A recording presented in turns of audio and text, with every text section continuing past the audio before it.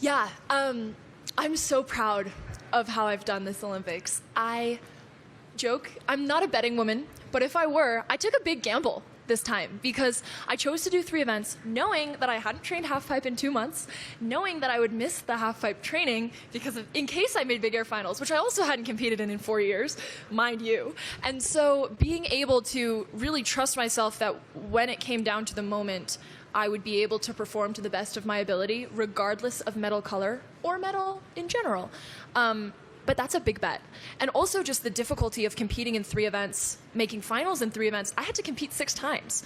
And I kind of liken it to a marathon, but the pace of a 100-meter dash. Because every day is the Olympics. I have to give 100% every day. So there's no day that I can just chill a little because every day matters. So I guess what I mean to say with that is I have done something that I took a big risk in trusting myself, and I'm glad that I did. I walk away as the most decorated free skier of all time, male or female. I have the most gold medals of any free skier ever, male or female.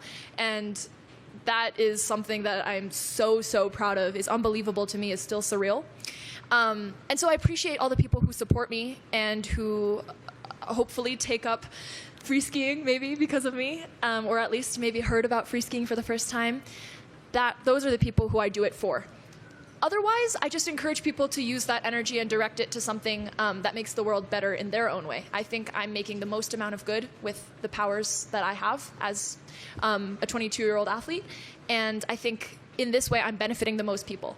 If people disagree with me, if they have other skill sets, which I'm sure they do, then I encourage them to direct it elsewhere and to make the world better in their own way. As young women, I think it is easy to doubt. And I mean this as in like instilled, self-instilled self-doubt, but also maybe external subtleties and like little micro things that make you doubt yourself and over time make you afraid to try. That's why we see rates of young women participating in sports drop off precipitously between the ages of 11 and 14.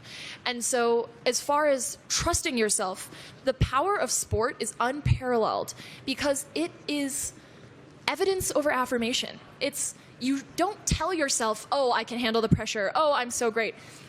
You do it time and again. And another thing, I said this earlier in an interview, I said, sports are really honest because you can't lie to yourself. You know when you stayed late and other people weren't there. You know when you showed up early and other people weren't there. You know when you gave 100% in training day in, day out for months. And so it's not about, at the last second I tell myself a chipper little line and call it a day. It's the fact that I look back on quite literally years, like decade of hard work, of pouring my heart and soul into this sport. And so it's trusting myself, but it's building that trust every day. And so that's a big reason why I encourage more young girls to get into sports, because I think that the power it has to build and instill that confidence in people is a really special and unique form. Oh yeah, I guess I didn't answer the second question. So it's Fashion Week in Milan. So I have the other job, the other fashion thing. No, I'm really excited to just explore some other avenues, be creative and explore my femininity through fashion, which is something I've always loved, and to kind of put that in juxtaposition with skiing and with sports. And I think that they can coexist so beautifully. And so I hope to represent that next week in Milan. A big thing is I'm not afraid to try. I take big risks, and for the last 2 Olympics, it's worked out. But even if it hadn't, I think I left nothing on the table. Like, I know that looking back at this Olympics and the months that preceded it, there's quite literally nothing that I could have done more. Like, I did everything I could, every single day. Every single thing that I could. Like, if you can think of something, like, oh, I should do this now, I've done it. I have done every single thing I could possibly do for this Olympics. And so it's like if things didn't go my way, I wouldn't regret feeling unprepared. I wouldn't regret feeling like I could have done more. And so that, I also think, instills a bit of confidence in you, because you can never control the result. You can never control the outcome, but you can control the preparation. And most importantly, you can fall in love with the process. 特别自豪，领奖台也让我感到非常开心，非常自豪。Thank you, Charlotte. That's very kind. Oh, man. Do I think? I think overall, I'm just a pensive person. Like, I'm an introspective young woman. Like, I spend a lot of time in my head, and it's not a bad place to be. I journal a lot. I break down all of my thought processes. I think I apply a very analytical lens to my own thinking, and I kind of modify it because it's so interesting. You can control what you think. Like, you can control how you think, and therefore you can control who you are. And especially as a young person, like I'm 22, so with neuroplasticity on my side, I can literally become exactly who I want to be. How cool is that? Like, how empowering is that, right?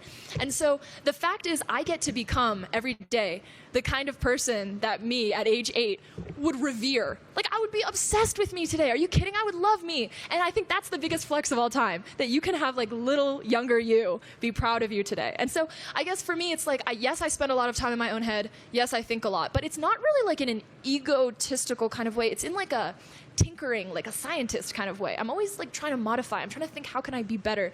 How can I approach my own brain the way that I approach my craft of free skiing, so that I can be better tomorrow than I was today? Yeah, I think for me, global beneficial impact is like my central theme. And there are a lot of different avenues that anybody can do that. And I think it's more assessing your individual skill set and trying to say, okay, what is the way that I can, as a person, do the most good in the world?